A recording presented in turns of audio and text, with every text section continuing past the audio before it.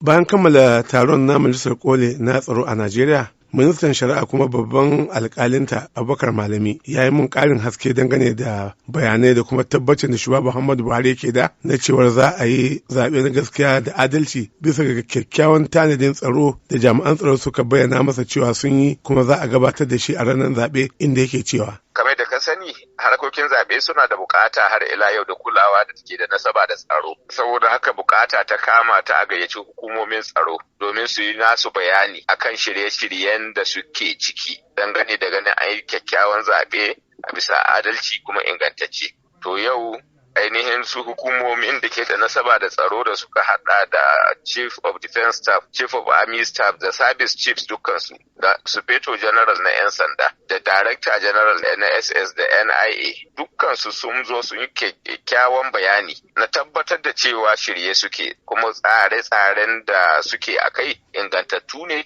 kuma akwai shirin yin zaɓe ranar 25. To, kun gamsu cewa yawan jami'an tsaro da ke Najeriya za su wadatu su isa a sa ido akan kowace mazaɓa domin tabbatar da ba a yi fitina ba? Hukumomin tsaro sun ba mu wannan tabbaci, bayyane take cewa an yi zaɓuɓɓuka a kowane ɓangare na ƙasar nan cikin 'yan kwanukan nan, kuma an yi shi cikin kwanciyar hankali da limana. Saboda mun samu natsuwa da gamsuwa cewa shirin su ingantacce ne, kuma sun ɗauki kowane irin mataki na ganin da cewa an yi zaɓen nan. Amma ka san akwai bambanci tsakanin 'yan ta'adda masu satan mutane ko ƙone ofisoshin jami'an tsaro da sauransu da 'yan rigingimun siyasa. Shi wannan akwai wani tanadi na tabbatar da cewa ba a samu irin barkewar fitina kamar haka ba bisa ga bayanan da jami'an tsaro suka yi wa shugaban ƙasa? Tabbacin da shugaban ƙasa ne ma daga hukumomi na tsaro kenan, kuma tabbacin da suka bashi kenan. Saboda ka ba mu da wani haufi, ba mu da wani dalili na kawo taraddudi ko kwankwanto akan tsare-tsaren da suka shirya da kuma abubuwan da suka daidaitu za su aiwatar. Amma kamar da ka sani, duka bukatu waɗanda suka gabatar, bukatu na ɓangaren hukumar zaɓe, bukatu na ɓangaren su kansu hukumomi na tsaro, babu bukata ga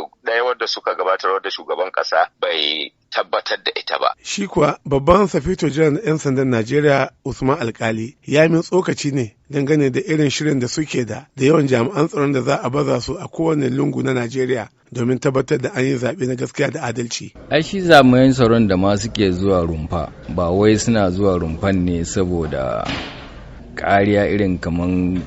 na wanda suke son su hana zabe ko wani abu. Su yawanci wannan wanda muke tura polling station ake cewa su wato yawanci ma ana irin maganan a shiga layi a yi kaza da sauransu ne, amma wayanda za su duba irin wannan ai su cikin bindigogi suke, cikin kayan aiki suke da sauransu, suna patrol, suna duk inda irin wannan matsalan zai faru mun riga mun karance su, za mu zo mu ajiye irin wayannan mutanen saboda ba za mu ma bar su fita ba. Kuma shine amfanin yawace da sauransu da aka hana, wanda duk wannan abin da ka irga ma ba mu sa sojojin da za su fito ba mu fito da namban jami'an 'yan sandan ciki da za su fito ba mu sa 'yan sandanmu da 'yan civil defense wanda za su fito da kayan yaki na patrol ba. Babban sufeto 'yan sandan Najeriya kenan Usman Alkali da bayanin da yau manema labaru bayan da aka fito taron Majalisar Koli na al'amuran tsaro a Najeriya.